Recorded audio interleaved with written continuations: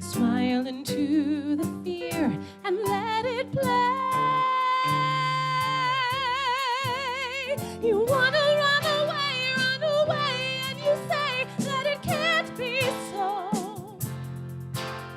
You wanna look away, but you stay 'cause it's all so close.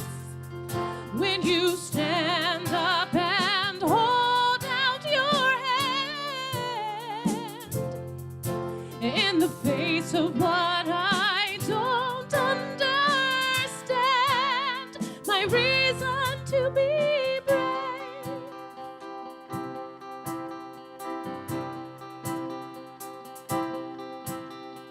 Hold on, so strong. Time just carries on. All that you thought was wrong is pure again. You can't hide forever from the thunder. Look into the storm and feel the rain. You wanna look away, and you say that it can't be so. You wanna run away, but you stay 'cause it's all so close. When you stand up and hold out your hand in the face of what I don't understand, my reason to be brave.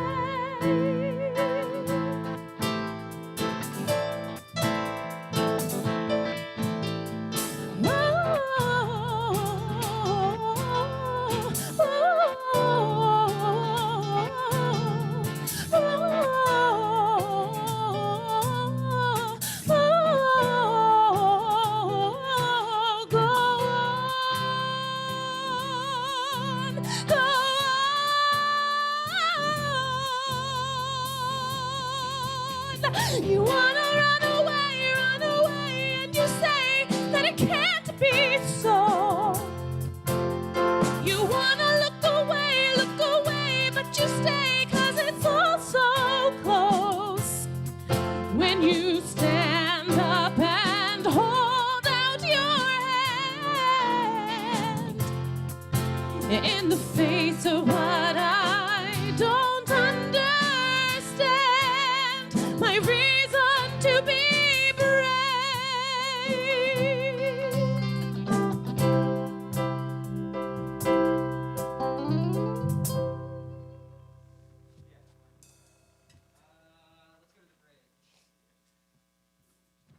Did I come in at the right time?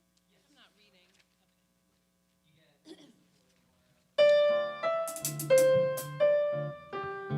I hear that twice, and then I come in. I'm not gonna use that. I might have to use this one.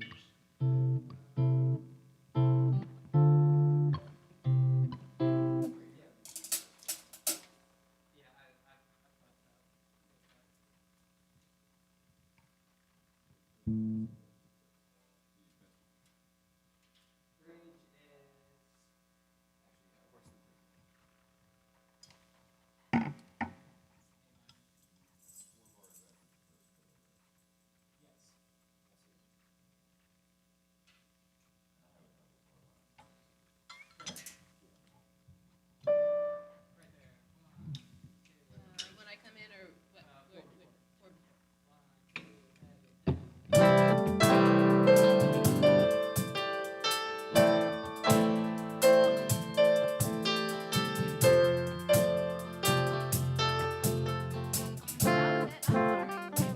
Coming out of my last verse, what do I? Can we go from the last thing I sing?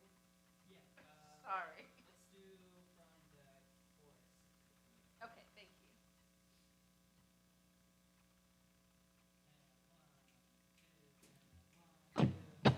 You wanna run away, and you say that it can't be so. You wanna look away, but you stay 'cause it's all so close. When you stand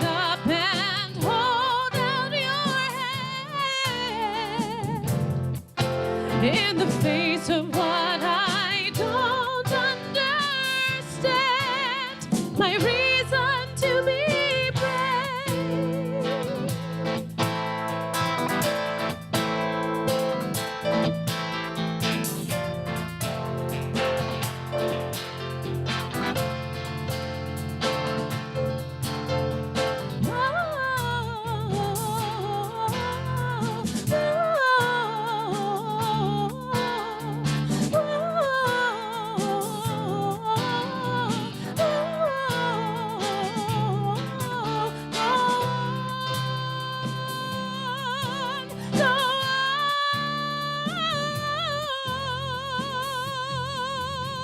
You wanna run away, and you say that it can't be so.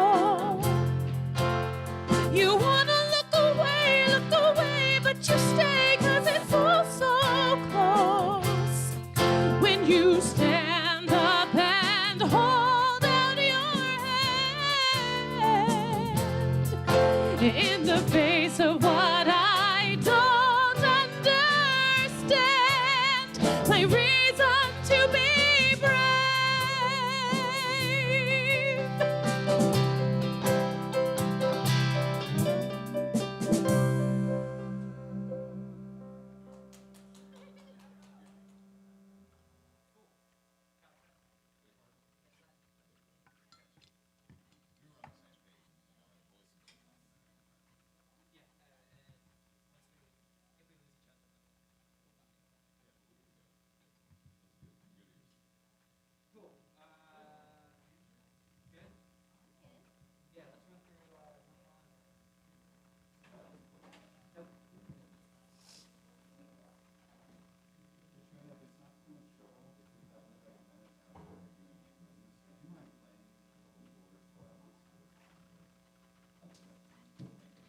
I am capable of doing that.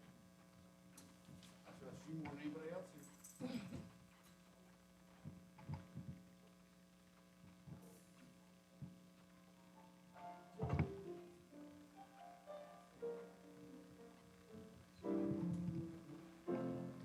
Nothing's gonna harm you, not while I'm around.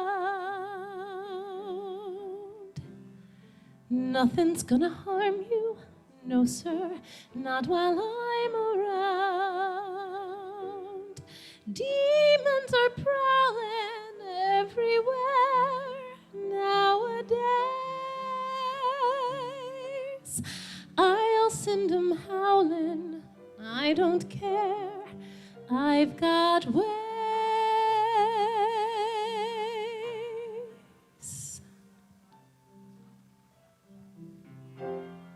No one's gonna hurt you, no one's gonna dare. Others may desert you, not to worry, whistle, I'll be there. Demons will charm you with a smile for a while, but in time, nothing can harm you, not while I'm around. Ah, sorry. Yeah, I got confused. Wait. What do I hear? I'm sorry. Not while I'm around. Being close and being clever ain't like being true.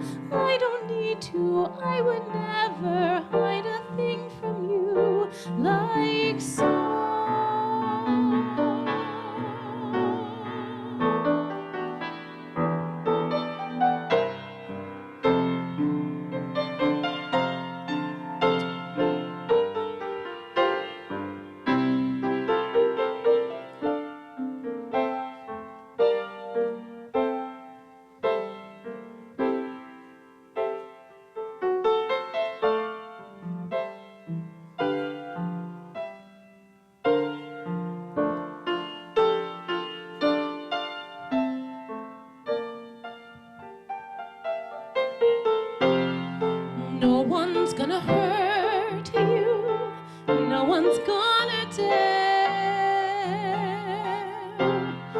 Others may desert you, not to worry, whistle, I'll be there. Demons will charm you with a smile for a while, but in time, nothing can harm you. Are we done to do the echo? Don't we usually do the echo there? Oh, yeah, What are you yeah, talking about? But in time, nothing can harm you. Not while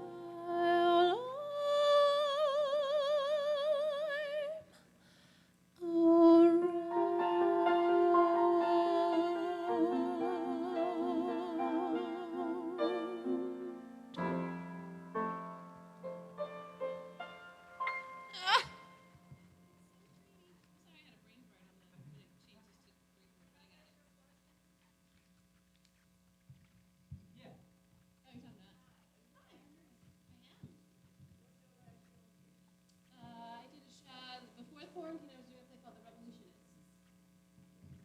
at Theater Lab. Yeah.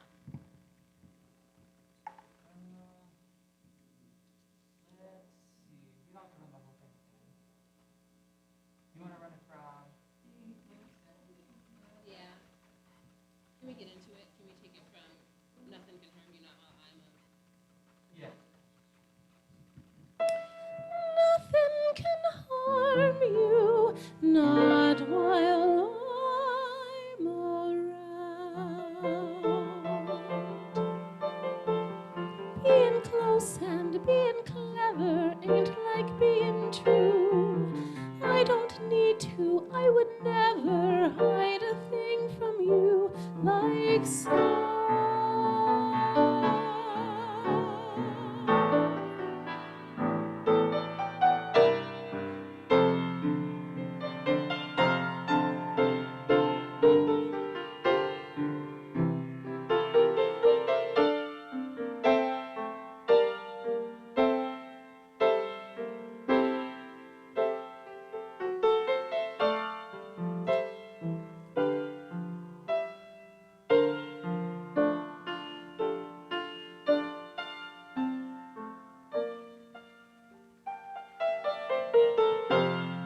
No one's gonna hurt you, no one's gonna dare. Others can desert you, not to worry, whistle, I'll be there. Demons will charm you with a smile for a while, but in time, nothing can harm you. Not while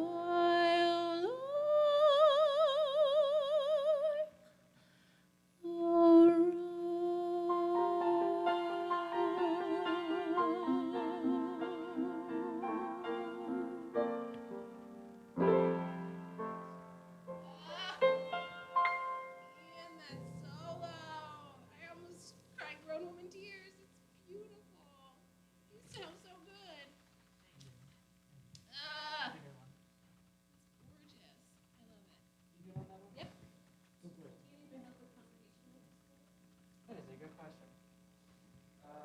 It looks like it. Okay. It's God is my source.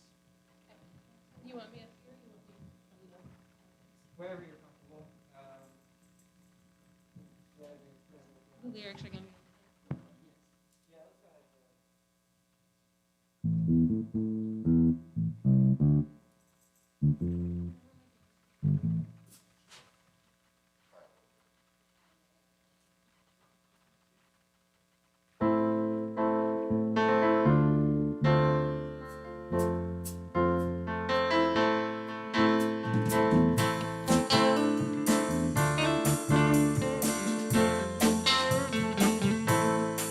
God is my source, God is my power, God gives me everything I need.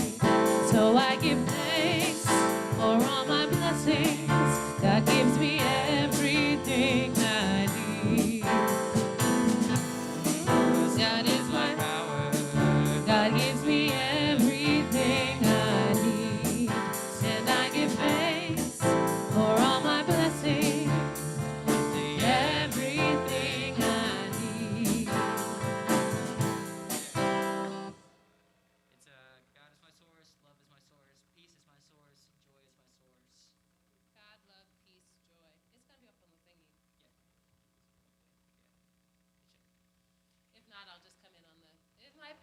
Maybe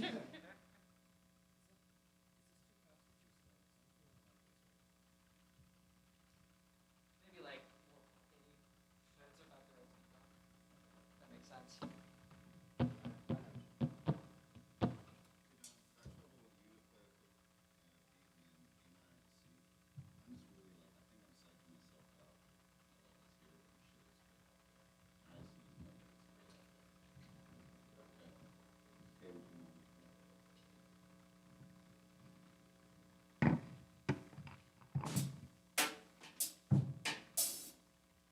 It's gonna sound completely weird because I mean we have like 6 monitors up here. They have just one.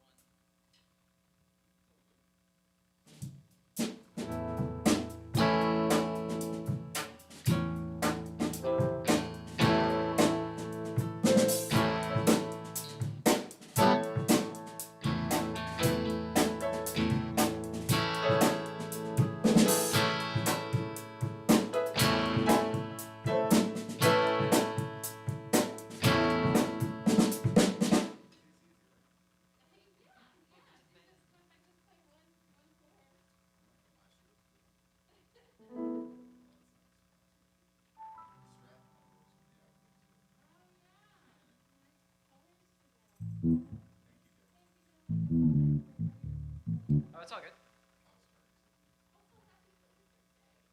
Thank you.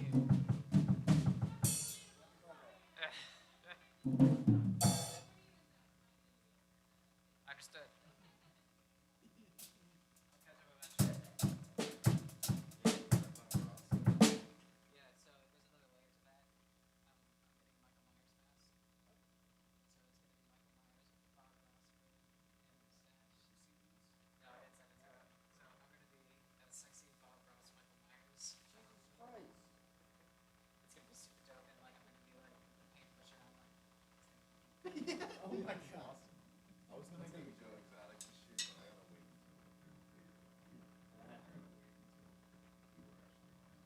I mean like this is the year to do Joe Exotic, but I'm sure like people won't do it.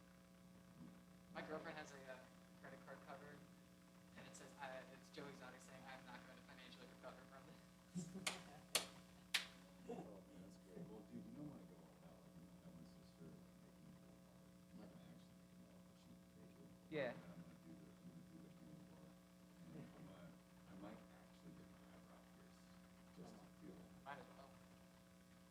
But like I can't look like that 90s, that late 90s punk rock. So, like,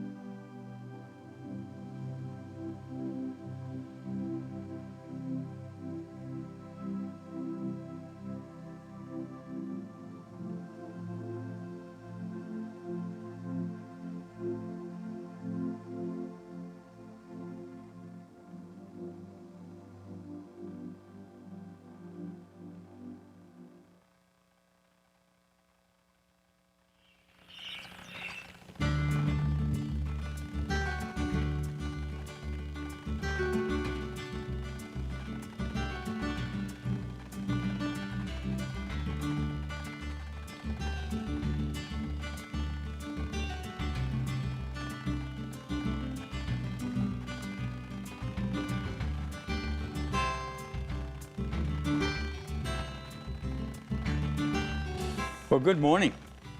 I'm Richard Bunch, and I'm the Senior Minister at Unity of Richmond, and I just personally want to welcome you to this service this morning.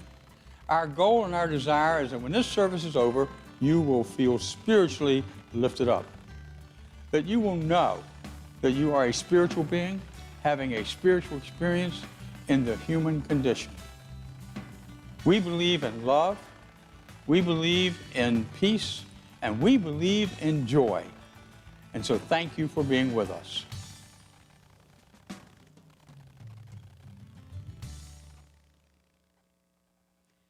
Good morning, everyone.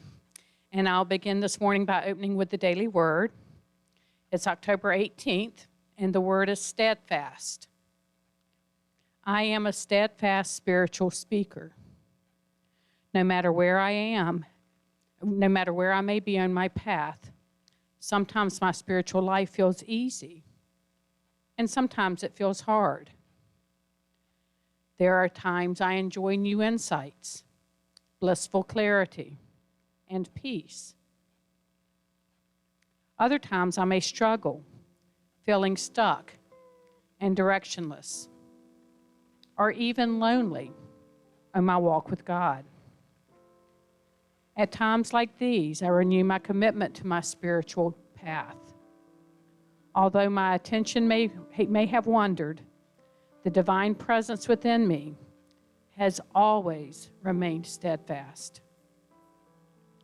As near as my next thought, wherever I am in space, time, or consciousness, I discover the love, strength, and wisdom of God expressing through me. And this is from Psalm 139, 9 through 10. If I take the wings of the morning and settle at the farthest limits of the sea, even there your hand shall lead me, and your right hand shall hold me fast. And so now let's say our affirmation 3 times together, please. I am a steadfast spiritual speaker. I am a steadfast spiritual speaker. I am a steadfast spiritual speaker. And so it is. God is my source. God is my power. God gives me everything I need. And I give thanks for all my blessings. God gives me everything I need. Love is my source. Love is my power. Love gives me everything I need. And I give thanks for all my blessings. Love gives me everything I need. Peace is my source. Peace is my power. Peace gives me everything I need. And I give thanks for all my blessings. Peace gives me everything I need. Joy is my source. Joy is my power. Joy gives me everything I need. And I give thanks for all my blessings. Joy gives me everything I need. God gives me everything I need. God gives me everything I need.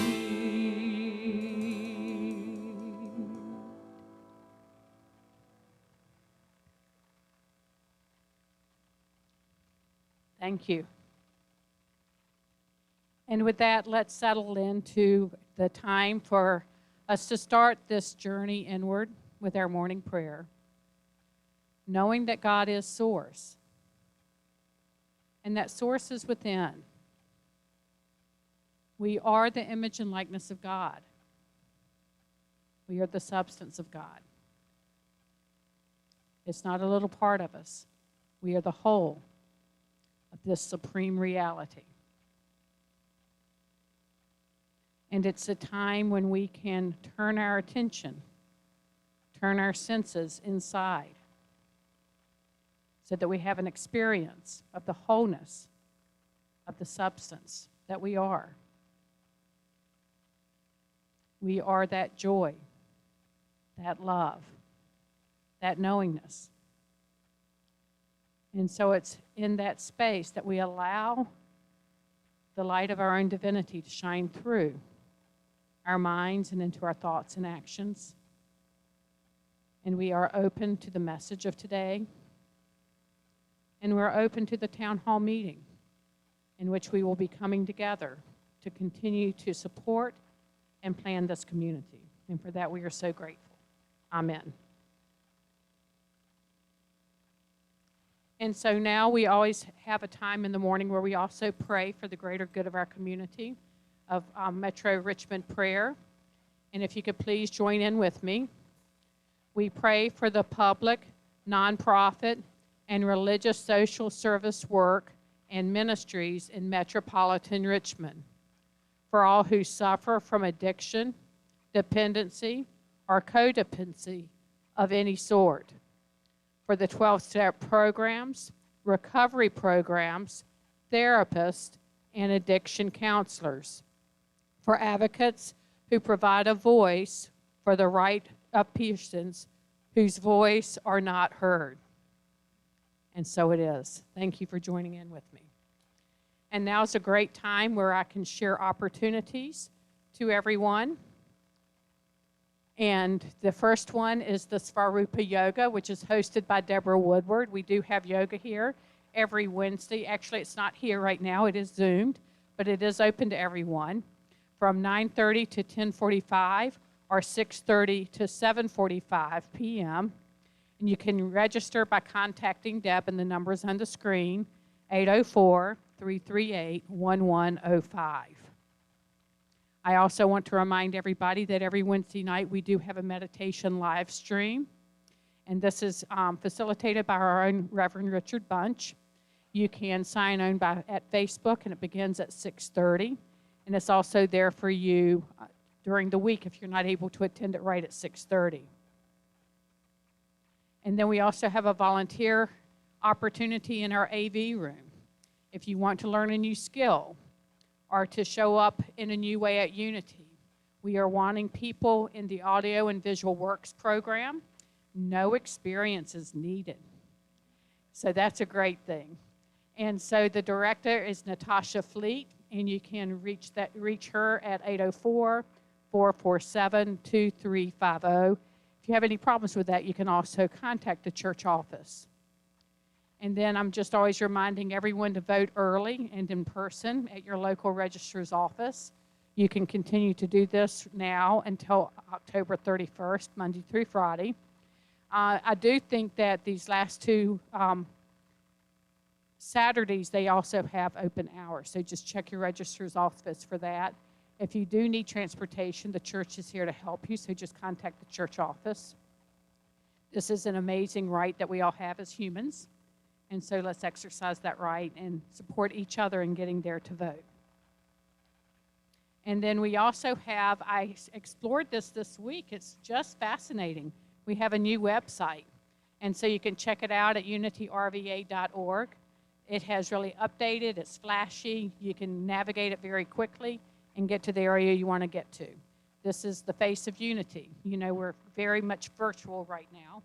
So many people come to us through the website. So look at this and see what's happening at Unity and the way we're presenting ourselves to the world. Okay, so thank you very much for that.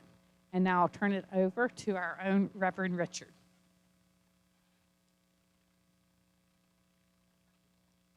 I'll walk like this, okay? There. Well, good morning, everybody, and welcome this morning. I think the people in the back who all filled up the back are previous Baptists. Except for Mike, I know he was a Methodist, but they sit in the back, okay? And then we have the Episcopals or whatever up front here. They know what to do. But thank each and every one of you being here this morning. And I hope that you'll stay for our town hall meeting, which is going to happen right after the service, thereabouts, on Zoom also if you can't stay.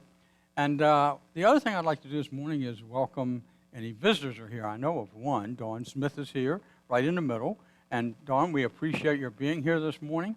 And we hope that what you will experience is what we believe we are. We hope that you will experience love, you'll experience peace, you'll experience happiness, and you'll experience joy from this group of people. We are a community of love, we are a community of joy, we are a community of peace. So thank you for being with us this morning, and we hope to get to know you better later. Thank you. And now, let's just share this particular affirmation together. If you're at home, also please say that. And I do want to welcome also all those folks who are watching online. Unity of Richmond is abundantly blessed. Creative people are drawn to us. Divine ideas flow through us. Financial resources bless us. And with God as our source, we accomplish mighty works together. Thank you.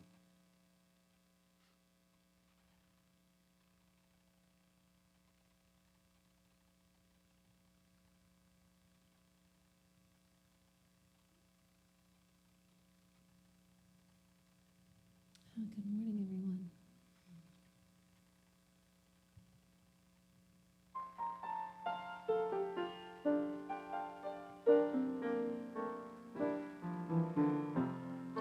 Nothing's gonna harm you, not while I'm around. Nothing's gonna harm you, no sir, not while I'm around. Demons are prowling everywhere nowadays. I'll send them howling, I don't care, I've got ways.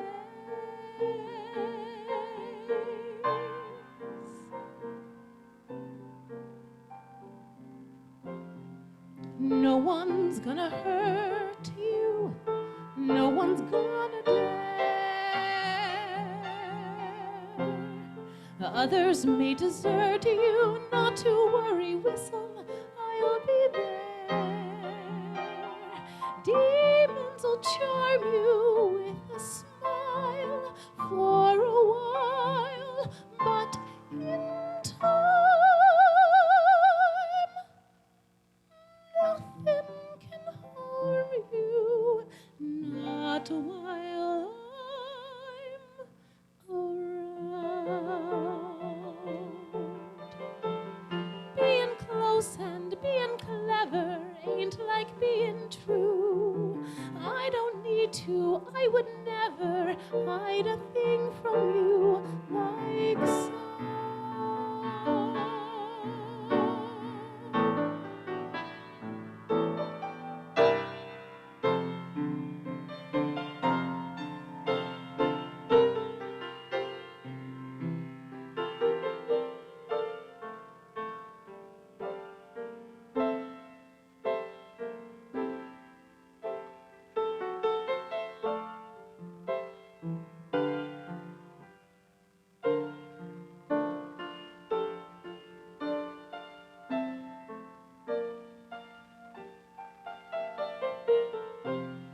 No one's gonna hurt you, no one's gonna dare. Others may desert you, not to worry, whistle, I'll be there. Demons will charm you with a smile for a while, but in time,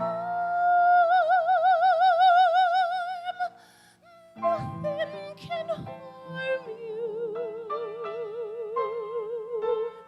not while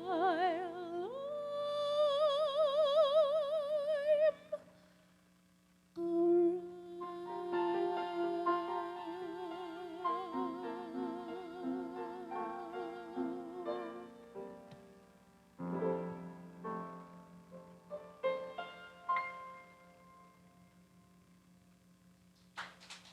Thank you.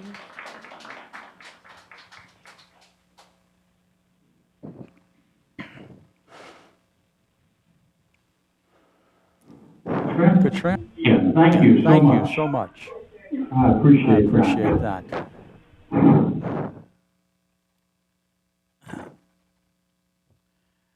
This week I had this. Yes?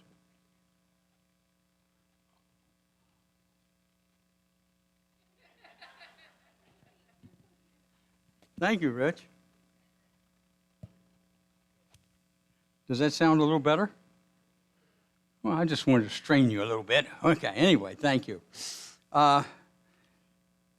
This week I started a new book. It was actually written in 2013 by Robert Brummett, and it's called Living Originally. And I had not read it before. I've read just about everything he's written, but I had not read that.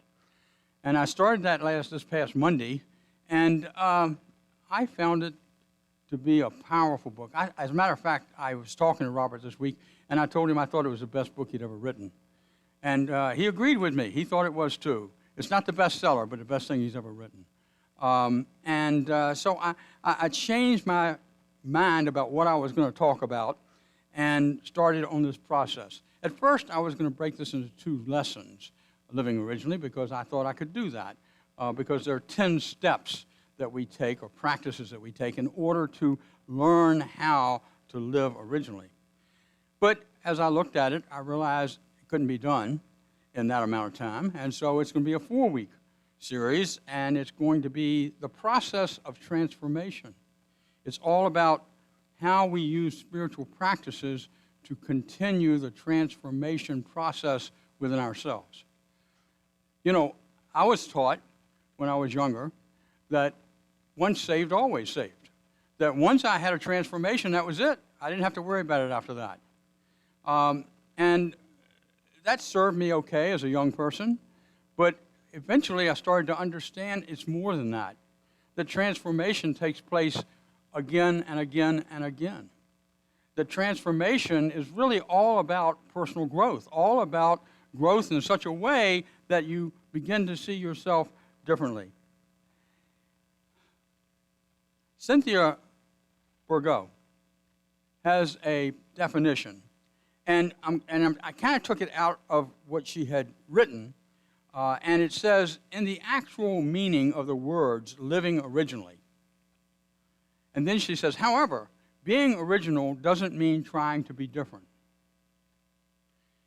It means being connected to the origin of our beingness. Robert Brummett said it a little more clearly. He said to live originally is to live consciously from the ever-present origin of life. It is living from the very source of all that is. And in order to do that, most of us go through a transformation process because we are cultural beings, not necessarily instinctive beings. And in living originally, what happens, and I can speak only for myself, but what's happened to me is that I began to see myself, the world, and everything in a different way. I have mentioned before that when I was in Unity of El Paso, where I started in Unity, Edwin Gaines gave a talk, and it really changed my life. It was a transformational moment for me. But it wasn't, it was powerful, but it wasn't quite the same as what I experienced when I went to Unity Village one time. I was in a class, and it was a class on meditation and prayer. And the minister teaching the class, Anne-Marie Schultz, took us on a guided meditation. And she said, you know, what I want you to do is just close your eyes and see yourself coming down a path. And as you come down the path, you come into a building. And it's a beautiful building with glass doors. And you walk through the building, and then you come to a glass elevator. And I want you to get on the elevator. And then on the other side of the elevator, you can walk out if you prefer. Well, at that point, I didn't hear anything she said, because when I got on the elevator and imaged myself in the elevator, what happened was that the elevator just went up as quick as it could. And all of a sudden, I felt, for the first time, I think, in my life, a sense of oneness. It was really a transformational experience. I had read about it, I had heard about it, I had never experienced it that way. Where all of a sudden, I saw myself as one with all, and all are one. One with the tree, even. And I got to tell you, that's pretty unusual for me, because when I read Shirley MacLaine's book, and I've forgotten even the title of it many years ago, she said she hugged a tree and talked to a tree. I put the book down and said, she's crazy. Now here I am talking about hugging a tree and even seeing myself do it. Now I'm crazy, okay? But anyway, I experienced that moment. It's a moment that can't be taken away from me, because it was a transformational moment. It was a year before that I thought I'd had a transformational moment, but this was even more than what I expected. And I think the reason it happened is because I was practicing ways in which to grow spiritually, to understand myself more, and to understand what unity was really all about. And it is about transformation. If we forget that, we really forget the bottom line foundation of unity teachings. To understand principle as unity teaches it, it takes a transformational experience to really understand it and to own it and to know that you are part of it. And so I've had that wonderful experience. But you know, one of the things is that you and I are culturally instinctive. That animals have a understanding of instinct. John, my dog, knows instinctively at 7 o'clock I'm supposed to get up and feed him. And I guarantee he's within 1 minute every morning. That's not something I trained him. He trained me, because it's instinctive to him. He instinctively knew as a puppy how to grow into that moment, expect that. He instinctively knows that he can trust Vicki and myself, and trust other people and even other dogs, because he's a lover at heart. But he understands that, and it's instinctive in him. And he also knows when to become a little defensive and get on guard, because if he's concerned about Vicki or myself, that's when we see it sometimes. And so he lives in an instinctive world, as most animals, all animals really do, except for a few. And they also have an ability to be in a culture.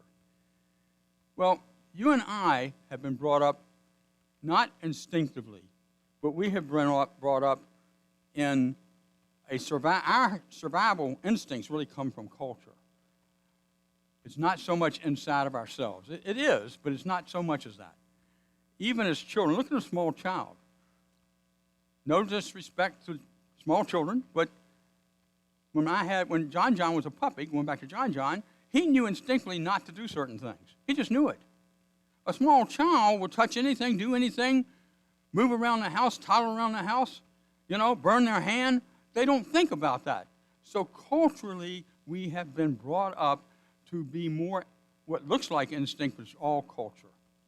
That we've been taught how to be, what we're supposed to act like, what we're supposed to be like, and who we're supposed to show up as. And so, what happens is that you and I, as in the four agreements, says you and I become slaves to the planet. And we really are in many ways. We become comfortable with certain norms because we were taught those norms. One of the things that I was really interested in when I lived in the New York metropolitan area was that I came from Virginia, from the South. I was aware of segregation. We had gone through integration before I moved from Virginia. And when I went into New York, the thing that surprised me the most was it was one of the most segregated places I'd ever lived. The Italians are here. The Puerto Ricans are here. The rich white folks are over here. The poor white folks are over here. You can go on and on and on. And what I started to understand was it really is a melting pot, because those were cultural ways of being that they were comfortable with. So they became comfortable with one another in most cases. And when I would go into the city, I would see people mingle. I would not see any sense and felt no sense of segregation myself. Now, I understand I'm saying that as a white person, but I didn't sense it. And I had Puerto Rican friends. I even had a couple British friends, which was really unusual. And I had a number of different friends from different groups, but they didn't live near me. We met together. We got to know each other through business. One of the experiences I had is that I really went to lunch or went to dinner at an Italian friend's home. And his parents were from the old world, as they called it. And when they put the salad on the table, this is a cultural thing, everybody started grabbing the salad and putting it on their plates with their hands. I said, wow, I've never seen that before. Okay? But I found out that in that particular community, that it was okay. That was the culture of the way they did things. And so then I got my salad too, just like everybody else. So I changed my culture very briefly. But we are brought up and to be a part of our culture. And when we're brought up to be a part of our culture, as I said, anyway, the guy who wrote Four Agreements, thank you, he basically said that you and I become slaves to the culture we're brought up in. That we become culturally associated with what's right and what's wrong. In one culture, something can be wrong. In another culture, it's perfectly okay. In some cultures, it's okay to eat certain kinds of foods. In other cultures, it's not okay to eat those foods. And so each of us, as we're brought up in our homes, learn how we should be from our parents, early on most of the time, grandparents, from later on teachers, ministers. So we learn how to fit into the culture. And sometimes we create within ourselves, at a soul level, at a subconscious level, certain beliefs that don't serve us very well. Because we think that the culture, you see, is more important than what I believe. And so I struggle with that sometimes as an individual. We all do. And so as we look at this, we start to understand that as slaves to the planet, what we're starting to do is beginning to look at ourselves in a different way. That what we learn to do is create a persona. Inside, I'm this way. And I want to hide that from people. I want to hide the dark side. And be away from that and make sure that nobody knows about that.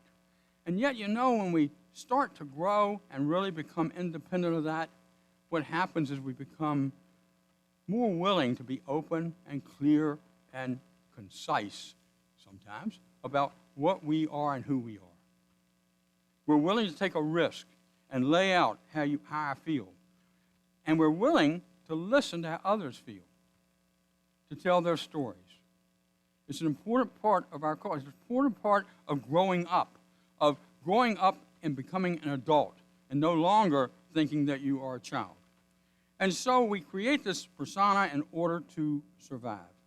And when we do, what happens is that we want to live originally and authentically, but we live in an egocentric predicament, which are an egocentric manner, which creates the egocentric predicament. Now, if you look at that little chart there, that little cycle there, whatever it's called, what you see is right in the middle is a little white dot, okay, right after the end of it, right in the middle. That's where you and I are a lot of times. And what we've done is we've encircled around ourselves over time the power of the ego, saying this is the way you should be. This is the way you should act. I mean, I've got people in my family who think I'm nuts because I'm in unity. And that's okay.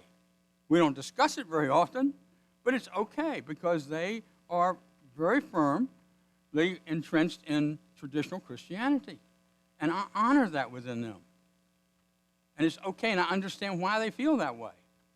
But in some ways, when we get entrenched in something, including myself, it's really the ego at work.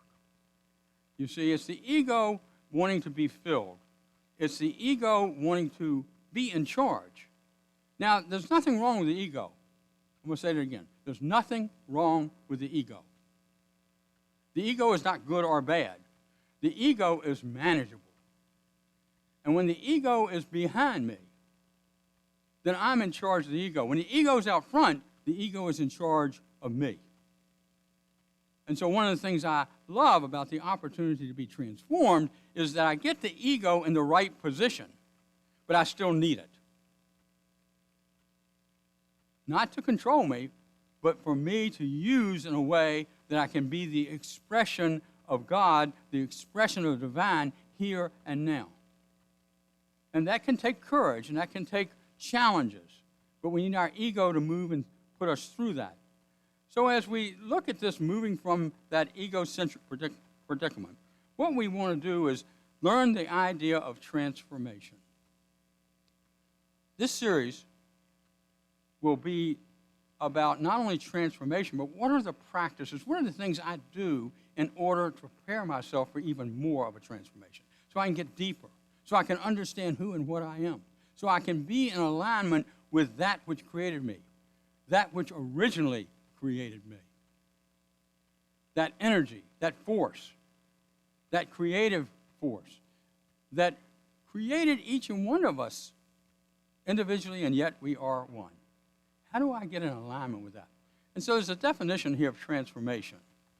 It said a life transformed is radically different than one's former life. One's sense of self has radically shifted. One's values and priorities have been radically defined. So, when we are radically changed, one of the first things that happens is that we have a radical shift in our identity and we have a different world view. I don't know the first time that I actually saw Earth from space. My guess was in the 60s. But you know, that's a whole different experience than seeing it from the eyes of somebody who was born in Newport News, Virginia, who understood how to get down to the shipyard and back, who never traveled, who has not been outside of that space. When you start to get a world view, not only do you see the beauty of the world, but you start to understand your responsibilities in the world, I believe. It helps us do that. So one of the things about transformation is the opportunity to really take on a shift in the identity of ourselves and our oneness with a worldview. The second thing, when we're radically changed, a radical shift in one's identity and one's worldview, there's an internal shift that impacts our the visible way that we see things and the way we want to be. It will impact that. Because if you have an inward transformation that is from origin, what we're really saying is that we are principle in being. That if God is principle, we must be principle.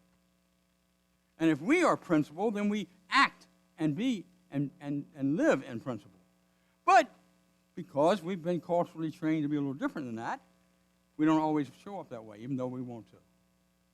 And so when I have this radical change, I understand that I see the world, I see others differently. I had never used the word oneness until I had that experience that I talked about earlier.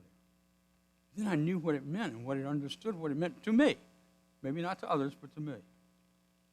And then I started to read about it, and I found out that science was saying, oh yeah, you and I are connected through string theory, that you and I are connected as one through the universe, through the power of energy.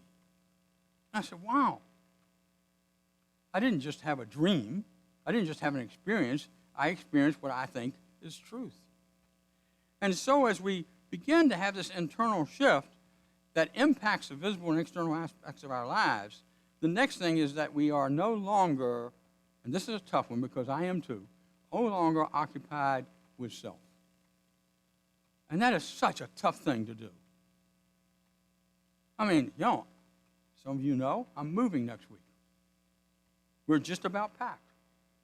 One of the blessings is that a daughter moved here just recently, and one of the other daughters is flying from California with our granddaughter to help us continue to move. But we're pretty close to ready for the movers. And I'm excited about that. So that could be self-interest. Does that come first over my spiritual life? Well, I haven't put my spiritual life on hold so I can move. Matter of fact, I need it more now than ever, okay? And so Vicki and I made a commitment that every morning before the move and every morning when we get up, not only will we talk together, which we do just about every morning, we will also pray together, and we will be reading a particular book so that we can grow spiritually. And we're doing that together. That's a commitment we made. We're not going to let the move get in the way of our spiritual growth. It's going to help our spiritual growth as far as we're concerned. But yet, at the same time, there is some anxieties. Things have to be done, and there's some pressure to do that, and those may be called self-interest. They're just necessary. Then, radical change means that we are exquisitely sensitive to others. If you feel like you've gone through a transformation and you're not sensitive to the needs of others, and whatsoever, and there are different levels of that, then I would say you should, and I know this is a challenge, but you should really look at yourself and say, what's going on here? And here is what can happen. The question becomes, am I transformed, or am I a translation of my ego?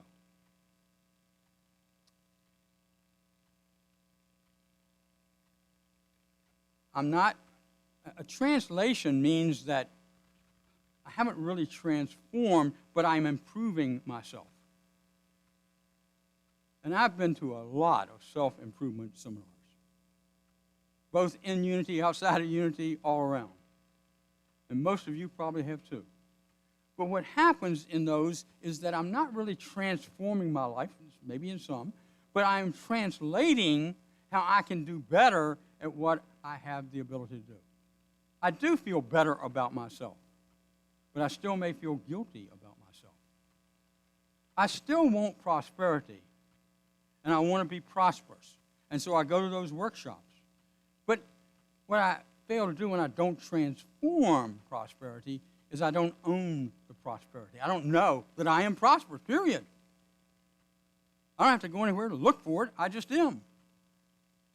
Now, it helps me to study the process. It helps me to be reminded, but I am already prosperous. I don't have to go somewhere to find prosperity. And so that's a transformational experience, whereas when we translate that, what happens is I always feel like I've got to look for more. I always feel like, and I'm talking for myself, I always feel like that I've got to have more, and I feel like that maybe there's just not enough. And that's why I'm taking this class, so I can get what I want to get for me. Again, when we translate, these are good things. There's nothing wrong with it. I've had some great salespeople that I trained, and we went to lots of seminars on translating how I can be better, how I can step forward, how I can have the courage to do the work that I need to do, how I can be genuine people, how I can use my skills, my people skills, to be a better salesperson. Because it takes a lot of people skills to be a great salesperson. It's not an automatic. And so what happens is people do improve. And as we improve, we feel better about ourselves. But I would still say that underlying process is sometimes I don't love myself, even though I feel better about myself. I feel a sense of guilt because of things I didn't do or I thought I didn't do, which is against the culture in which I was brought up. I also have down inside of me still core beliefs that may not serve me well, that I may need to challenge and to see differently and experience differently. And that's what the difference between translation, where I'm improving myself, which also is the work of the ego, by the way, and I'm not saying that's bad. Like I said earlier, the ego is just the ego. But it is fulfilling the need of the ego for me to feel better about myself, especially when I do it not from the origin of my being, but I do it from culture itself. And so I have to have that courage to step out and to step in to spirit, to allow myself to experience what Paul talked about, allow myself not just to make a better me, but to be in step with the divine. To know, as you heard 1,000 times now that I am a spiritual being, having a spiritual experience in the human condition. I think transformation for me, for Richard Bunch, meant I started to understand that I was not a human being, I was a spiritual being. And when I start to think that way and act that way, I find myself needing to show up differently, needing to say sometimes things that might be concerning to people, needing sometimes to be perfectly honest about where I'm coming from, and yet to honor where the other person is coming from, not to judge the differences in opinion. Paul said, do not be ye conformed to this world, but be transformed by the renewal of your mind, that you may prove what is the will of God, what is good and acceptable and perfect. What does that mean? It's a powerful statement. He's saying, don't be conformed and be a slave to the planet. He's saying instead, be transformed by the renewal of your mind. Now, when you say renewal of the mind, it talks about some of the things I've talked about. It means that I have a different worldview. It means that I see myself differently. It means that I understand and am sensitive to others. It means that I love myself and love others. That's the renewal of the mind. But Paul says also that you may prove, let me get that right, what is the will of God, what is good and acceptable and perfect. So, what is the will of God? I don't know. I really don't know. All I know is that if I let go and just be within myself, I start to be guided about what my next step is. And I don't know if that comes from, I know it doesn't come from a God out there. It comes from the way I've been created, the way I can process, the way I can understand who and what I am and expand on that and grow in that. So I want to be good. There's not a good and bad. There's just good. And that means that sometimes I have to accept that which appears to be bad as good. Also, I have to understand what is acceptable. And I would say that if I am principle, I am divine, that principle guides me on what is acceptable. And when I'm stepping outside of principle, I'm stepping outside of divine law, universal law. And when I do that, I get confused. I get frustrated. I get defensive. If anybody wants to know how to be defensive, come see me. I'm an expert. And I think I've learned to manage it most of the time, but not all the time. Really shows up on the golf course. But anyway, and to myself. Anyway, so as I start to understand that, you see, I start to accept the love and the power, the beauty in each and every person.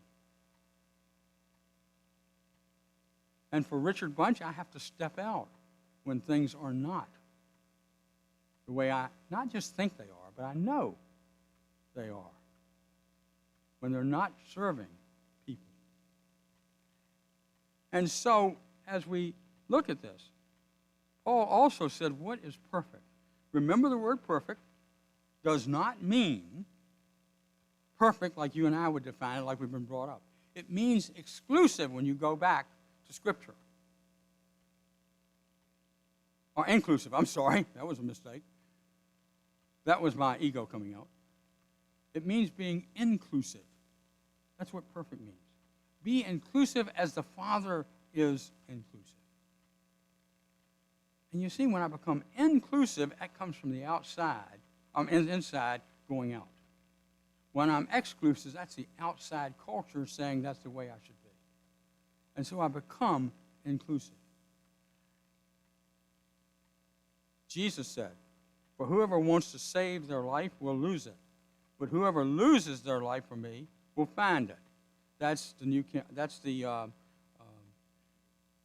translation from Revised Version. Then there is a New Living Translation. I like this one. Same words. If you try to hang on to your life, you will lose it. But if you give up your life for my sake, you will gain it. If you will give up your life and understand that I am your way shower, that I came here to say there's a different way of being, there's a different way of acting. I came here to interpret the law so that we had a better understanding of the law. It's not thou shalt not, it is that thou shalt. And so Jesus taught us that. And if you study the life of Jesus, which is part of the transformation process, I believe it's not that Jesus saves you so you can be with the Father in heaven. Instead, his teaching allows us to save ourselves so that we're willing to lose what we think is valuable and step into that which is invaluable. Now, over the next few weeks, these are some of the things that we'll be talking about, if I can find them here. Yeah.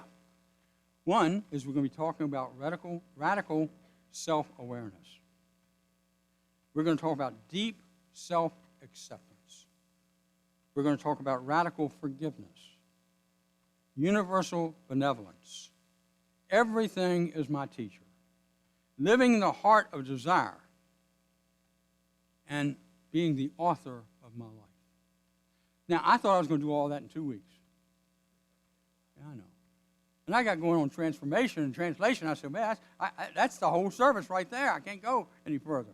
So next week, we're going to be talking about radical self-awareness and what that's like. And I will warn you, it can be painful, as was read in the Daily Word. But if I remain steadfast, if I'm willing to look at myself, not judge myself, accept myself, and then see what do I want to change, then we're ready to make a difference in the world. I believe that's what we're here for. To create a world that works for all. Not that just works for richer, but works for all. I hope you'll join me for the next few weeks as we talk about these ideas, as we take the practices that are necessary to be transformed over and over and over again. When that happens, you will find peace, you will find joy, and you will accept yourself as you are. God bless and thank you. Okay. And so now, I think, what's next on this agenda is meditation, isn't it? And I think Barbara Hess is going to do that meditation for us this morning. And Barbara, thank you. And thank you for being here this morning. I want to do that before I forget, okay? Thank you.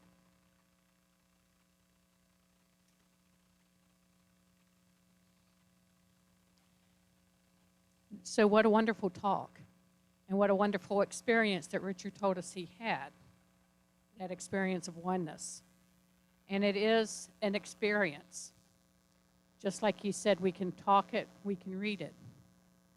But the I am is an experience of your own divine essence, an experience that is there in the stilling of the mind, the pause between the breath, the pause between the thoughts. And so I'll start us off in meditation with the sounding of the bowl.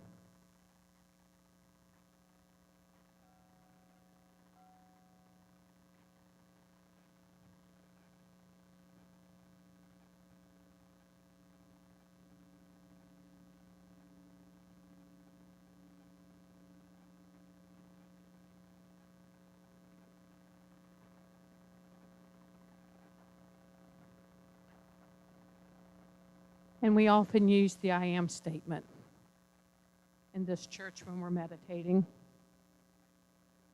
knowing that even when Moses climbed the mount and said, "Who are you?"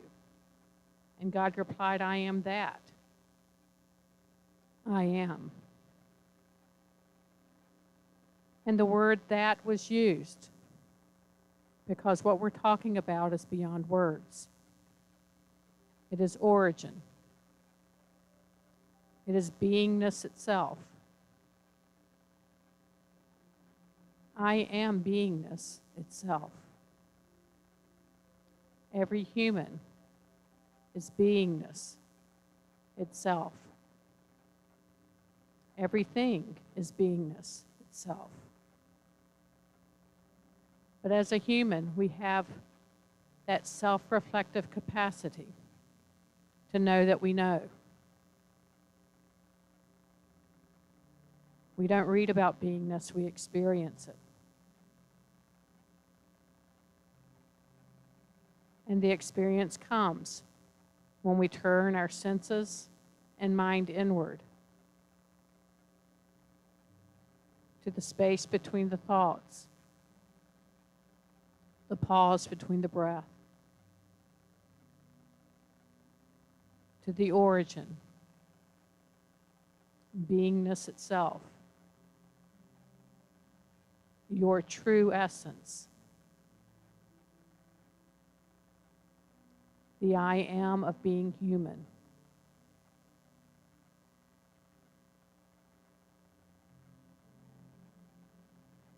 So as you enter into this time, you can continue to use the I am to draw your mind in. I am that I am.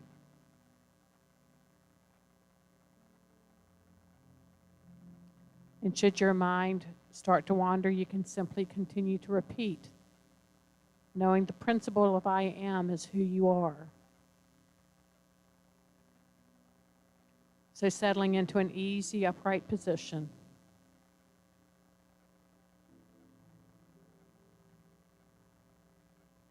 I am that I am. Taking a nice in-breath with a nice, easy emptying. Just allowing yourself to breathe and recognizing there is space between the breath. The space is the doorway to your own essence. So meditate on the I am, settling into the beingness that you are. I am that I am.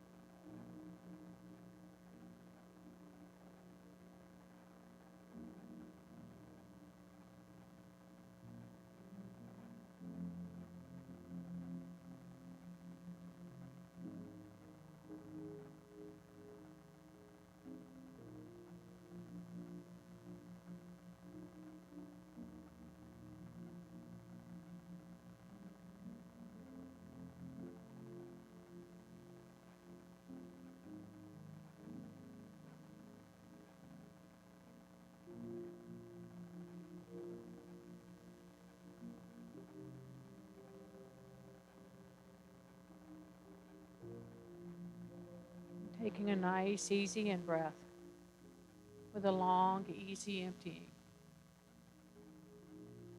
Returning your mind to the thought of I am.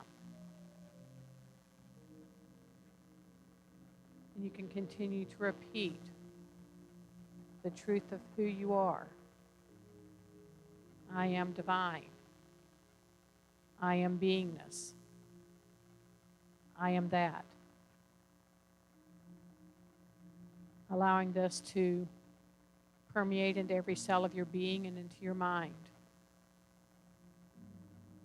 You can take another in breath and out breath, and another if you would like. As you bring the best of this time in the silence, remembering it and allowing it to fill your mind. And as you're ready, slowly opening your eyes and becoming aware of how you feel differently than you did before.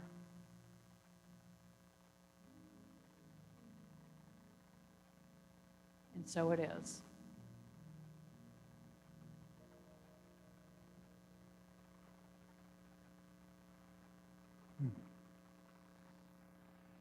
I want to take this opportunity to say thank you. Thank you for each of you who are here this morning. I appreciate it, and so does Kristen and everybody else on our staff, and Tasha, because you make a difference in our lives, and thank you for being here. For those who are watching online, thank you for being here this morning. Thank you for participating. Remember, we are one. We are touched by energy. We are touched by the spirit that we call God, and we are here together to grow together. And for those in the sound room this morning, for Kristen, who took Tasha's place, for Rich, and for Bernice, we are thankful for the work you guys do. Thank you for keeping us up and running this morning.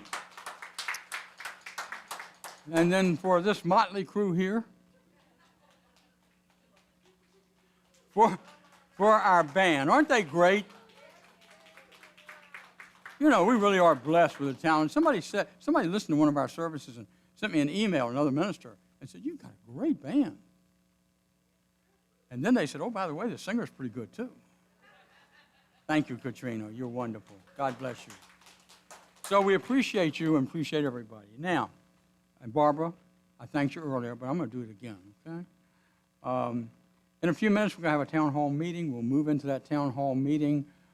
That is dead, so the time's back there, 11:58. We're doing good. We're going to move into that town hall meeting probably around 12:15, hopefully, and it gives you a few minutes for a break. We will have the agenda for that, and that will be run by Carol Appier, our chair of the board. I want to also thank each and every person for their giving, for their tithes. We, as you'll get a report in a little while, are somewhat challenged through COVID-19, but we're not in trouble. And we are, in a way, growing our money and growing our consciousness. Our consistent givers, and there are more than those who just signed up, have been so supportive during this time, and they have blessed us beautifully. We are running, as I said, about $1,000 a month, maybe $2,000 a month behind budget, but we're going to catch that up.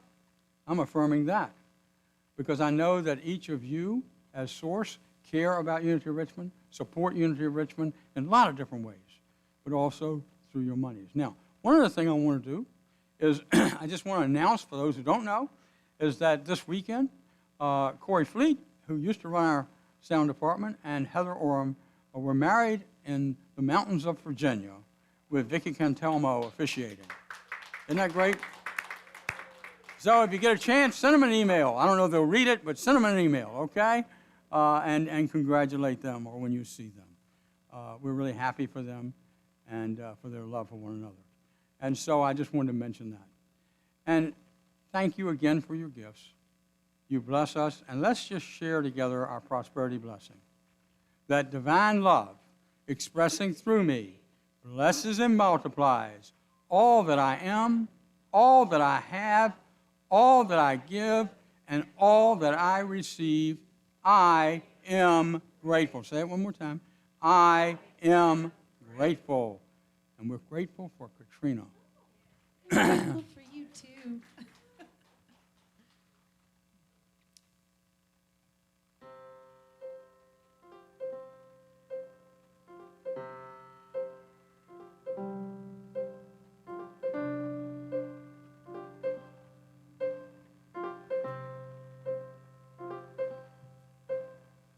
wake up, the sun cannot wait for long.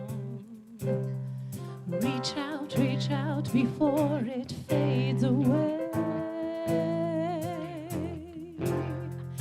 You will find the warmth when you surrender.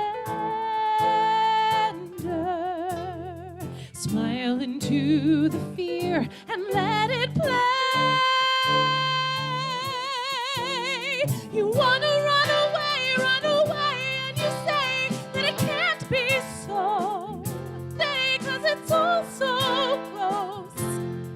When you stand up and hold out your hand in the face of what I don't understand, my reason to be brave.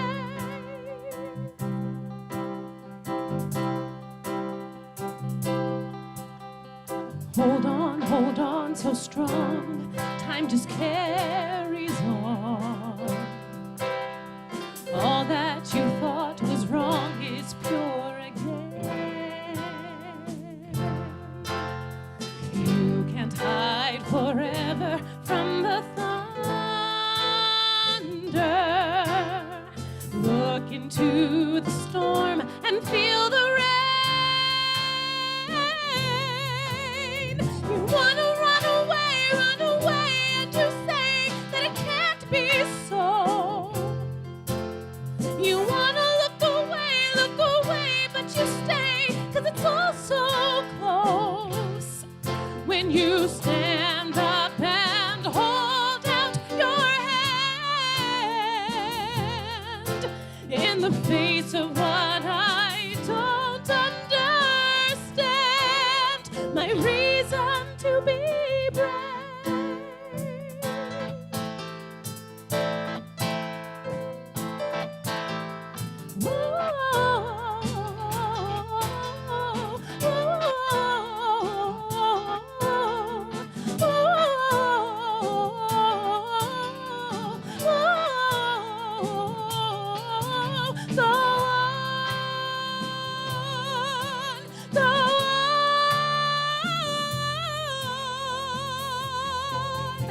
You wanna run away, and you say that it can't be so.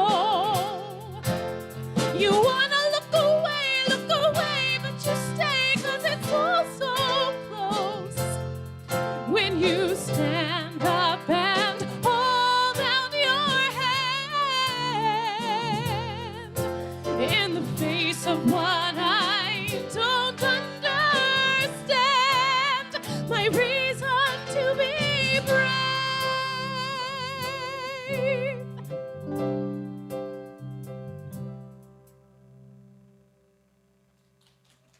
Thank you. I love you guys.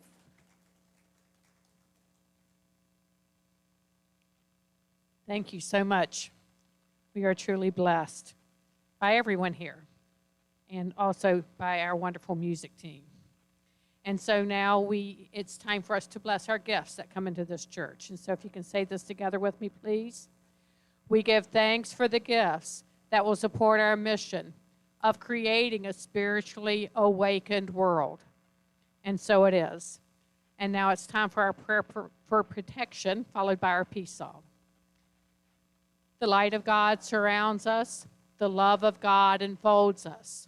The power of God protects us. The presence of God watches over us. Wherever we are, God is, and all is well.